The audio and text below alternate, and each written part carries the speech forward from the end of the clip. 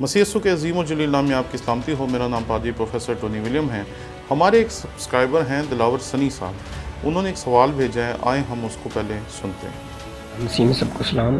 میرا نام دلاور سنی ہے، اور سر میرا سوال یہ ہے کہ جب ہم عہد عتیق کا مطالعہ کرتے ہیں تو ہم زبور 49 اس کی آیت نمبر 7 میں دیکھتے ہیں، ان میں کوئی کسی طرح اپنے بھائی کا فدیہ نہیں دے سکتا، نہ خدا کو اس کا معاوضہ دے سکتا ہے۔ تو اسی طرح جب ہم عہد جدید کا مطالعہ کرتے ہیں، رومیوں 4 باب اور اس کی 25 آیت میں وہ ہمارے گناہوں کے لیے حوالہ کر دیا گیا اور ہم کو راست باز ٹھہرانے کے لیے جلایا گیا۔ تو پلیز سر اس کی تھوڑی سی وضاحت کر دیں، شکریہ۔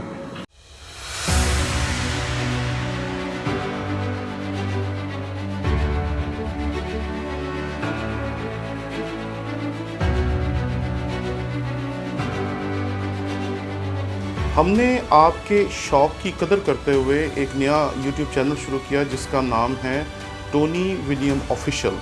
اس پہ ہم نے کوشش کی کہ اپنے تمام کورسز جو پچھلے 15 سال میں ہم پڑھاتے رہے ہیں وہ ڈال سکیں تاکہ آپ اس سے بہتر طور پر سیکھ سکیں۔ اس لیے آپ جلدی سے جلدی اس چینل کو جا کر سبسکرائب کریں۔ جب اس کے 1000 سبسکرائبرز پورے ہو جائیں گے ہم اسی دن سے اس پہ اپنے کورسز ڈالنا شروع کر دیں گے، اس لیے جلدی کریں تاکہ ہمارا ٹارگٹ اچیو ہو اور ہم اس پہ اپنے مٹیریل کو ڈالنا شروع کر سکیں۔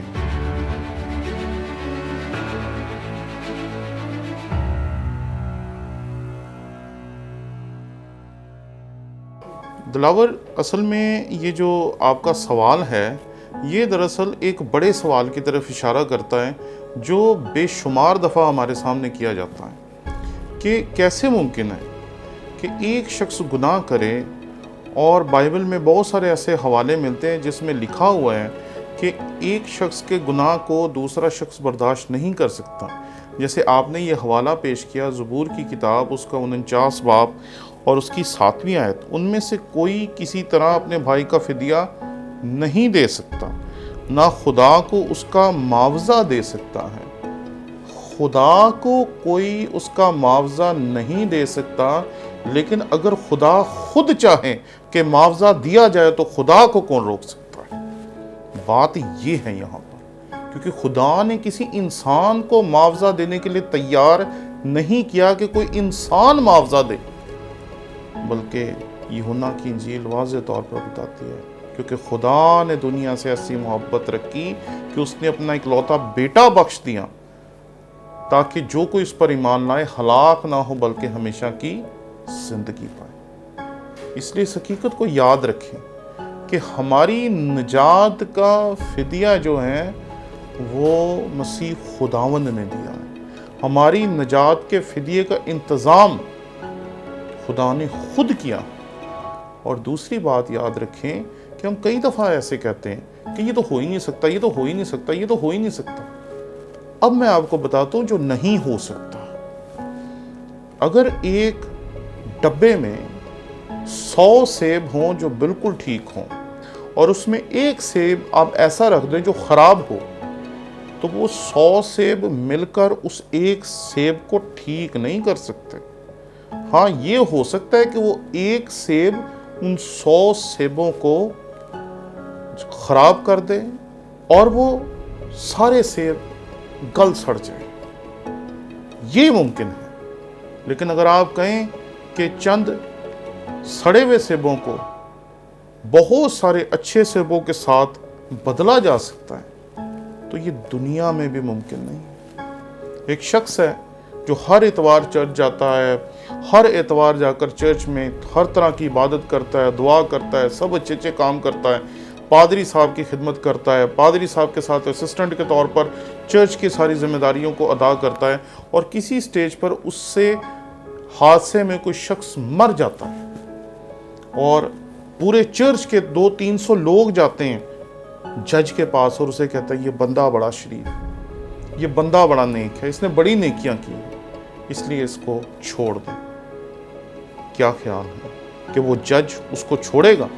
کبھی نہیں چھوڑے گا، کیونکہ کبھی بھی آپ کی جو اس دنیا میں کیے ہوئے اچھے کام ہیں آپ کے جرم کو کم یا ختم نہیں کر سکتے، جب جرم کو کم یا ختم نہیں کر سکتے تو گناہ کو کیسے ختم کر سکتے ہیں؟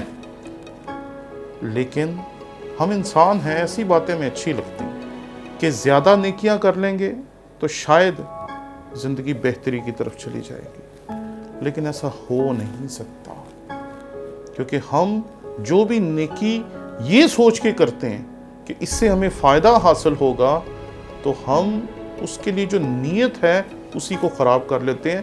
جو کام لالچ سے شروع ہوتا ہے وہ کبھی بھی بھلائی کی طرف جا نہیں سکتا۔ اس لیے اس حقیقت کو یاد رکھیں کہ یہ اصول اس دنیا میں اگر نہیں چل رہا تو اس دنیا سے باہر بھی کہیں نہیں چلے گا۔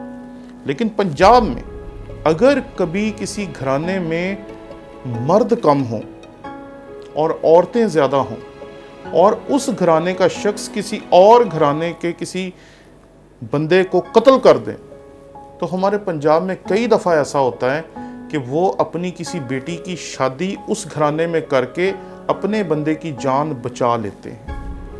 اور یہ اصول پنجاب میں کم از کم، میں پنجاب کی بات اس لیے کرتا ہوں کیونکہ پنجاب کو میں زیادہ بہتر طور پہ جانتا ہوں، لیکن یہ اصول اس دنیا میں رائج ہے۔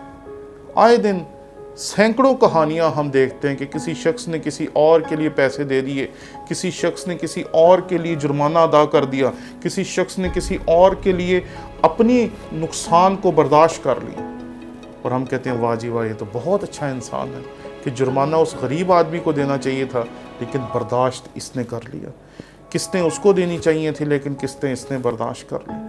اسی طریقے سے جب سزا پوری انسانیت کی تھی تو اس کو برداشت کرنے کے لیے خدا نے اپنے اکلوتے بیٹے کو بھیجا، اور یہاں پر معاوضہ دینا خدا کو نہیں ہے بلکہ خدا نے خود اپنے بیٹے کو بھیجا تاکہ وہ نجات کا انتظام کر سکے۔